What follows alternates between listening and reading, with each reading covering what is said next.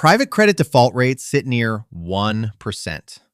Comparable public debt runs several times higher. That should be impossible. It isn't. And that's the problem. Think about what a default rate is supposed to measure. It's the share of borrowers who couldn't pay.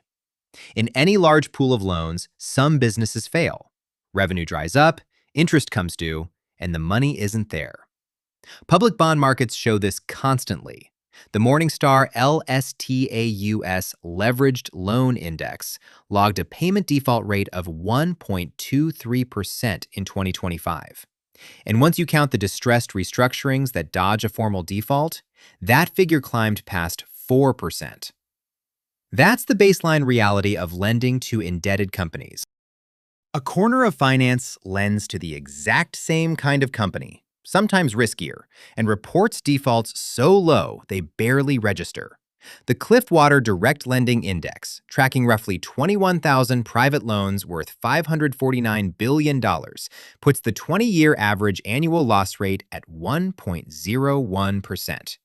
Same borrowers, same economy, same interest rates crushing anyone who overborrowed. But almost nobody, on paper, fails to pay. A gap that wide isn't a rounding error. It's a signal. And what it's actually signaling starts with how big this thing got while almost nobody was looking. Private credit has grown into a market worth more than $2 trillion worldwide. The IMF pegged it at $2.1 trillion in assets and committed capital, about 3/4 of it in the United States. A decade ago, it was a fraction of that. It exploded after 2008, when the IMF and the Federal Reserve both traced the same cause.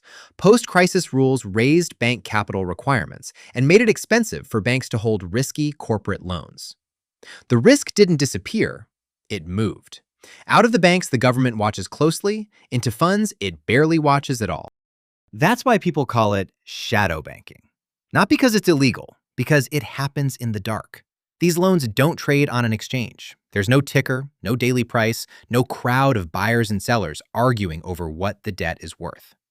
A pension fund in Ohio can have millions riding on a loan that no outside party has priced in years.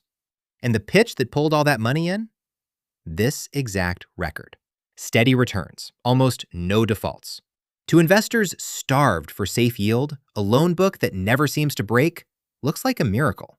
They saw the number, trusted the number, and kept wiring money. The number behaves the way it does because of how one of these loans is actually built. A public bond is a crowd. Hundreds of investors, a market setting the price every second. A company answering to strangers. A private credit loan is a handshake. One lender, or a small club of them, sits across the table from one borrower and negotiates the whole thing in private. The terms, the rate, the rules, nobody else is invited. The lender writes the check and plans to hold that loan until the day it's repaid. It never gets sold, it never trades. So there's no market price. Instead, the lender decides what the loan is worth and reports that figure to its own investors. The lender grades its own homework. It made the loan, it holds the loan, and it tells everyone how the loan is doing. There's no referee on the field. The player calls the fouls. The low default number isn't there because these lenders found magically better borrowers. It's there because the same people reporting the defaults are the people who get to decide what counts as one. A default isn't a law of physics. It's a definition written into the loan contract. Miss a payment? That's a default. Break a financial promise, like keeping debt below a certain level. That's a default too. But those triggers are just words on a page, and the lender who wrote them can rewrite them. Picture a mid-sized software company. Call it Northgate. A private credit fund lent it $200 million to get bought out 3 years ago. The deal assumed steady growth. Instead, sales flattened, a big client walked, and now Northgate is burning cash. Next quarter, it owes an $8 million interest payment it doesn't have. In a public market, that missed payment is a default the second the clock runs out. Instant, visible, permanent, stamped into the record for everyone to see. Northgate never gets there. Its CEO calls the lender weeks early, and the two of them start working the toolkit. First, the amendment. The lender pushes the loan's due date out 2 more years and loosens a promise Northgate was about to break. The company that was staring down a default is now, on paper, compliant. Nothing about the business changed. The paperwork did. Then, the PIK toggle, payment in kind. Northgate can't cough up that $8 million in cash, so it flips a switch and pays with more debt instead. The interest gets bolted onto the loan balance, which climbs from $200 million to $208 million. No cash leaves the company. No payment is technically missed. And the lender books that $8 million as income it never actually received. On its own reports, the loan is not just alive, it's earning. A quarter later, Northgate is about to trip a covenant, one of those financial promises, this one capping how much debt it's allowed to carry. The lender waives it, rewrites the threshold, moves the line the company was about to cross. 3 moves, and a company quietly dying looks perfectly healthy in the numbers. The distress is real, the default is optional. And both sides chose to skip it, because a default forces ugly questions, and an amendment keeps the machine quiet. There's a name for this in the industry: extend and pretend. Extend the deadline. Pretend the loan is healthy. Northgate gets to keep breathing. The lender gets to keep reporting a loan that's performing, one that's technically paying more than ever on debt the borrower can't actually service. Everybody's happier, as long as nobody looks underneath. Now multiply Northgate by thousands. If a genuinely troubled loan almost never gets recorded as a default, if it gets amended, toggled, and waived instead, then the default rate stops measuring what people think it measures. It's not tracking distress. It's tracking how much distress got papered over. The trouble accumulates somewhere. It just accumulates off the books.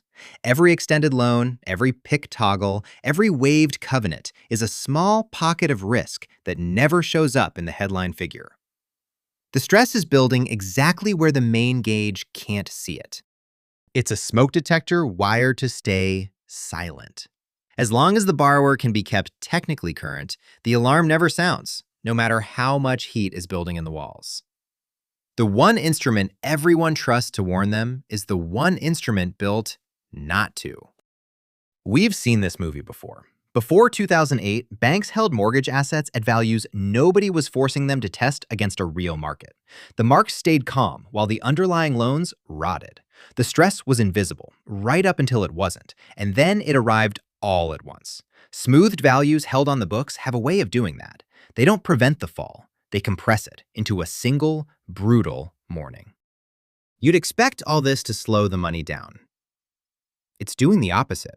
The money is still flooding in, and the reasons say a lot about who this arrangement actually serves. Start with hunger for yield. For years, safe investments paid almost nothing. Pension funds and insurers have fixed promises to keep, checks they owe retirees and policyholders decades out, and government bonds weren't paying enough to cover them. Private credit dangled higher returns. To a fund manager desperate to close that gap, it looked like the answer. Then there's what that steady mark does to a balance sheet. Because these loans don't trade, their reported value barely moves. When public markets crash, a pension fund watches its stocks bleed red in real time. Its private loans just sit there, calm, marked at whatever the lender says. That smoothness isn't a bug to these investors. It's the entire appeal. It makes the portfolio look less risky than it is, and a calmer balance sheet is easier to answer for. And nobody with real teeth is forcing the issue. Because this all happens outside the traditional banking system, the oversight is light. No regulator is demanding these loans get marked to a hard market price, because there is no market price. The watchdog that guards the banks was never given the keys to this building. So the incentives line up in one direction. The borrower wants to avoid default. The lender wants to report clean numbers. The pension fund wants a smooth balance sheet. The regulator isn't looking closely. 4 players, and not one of them has a reason to force a troubled loan out into the daylight. Everyone benefits from the quiet, until the quiet ends.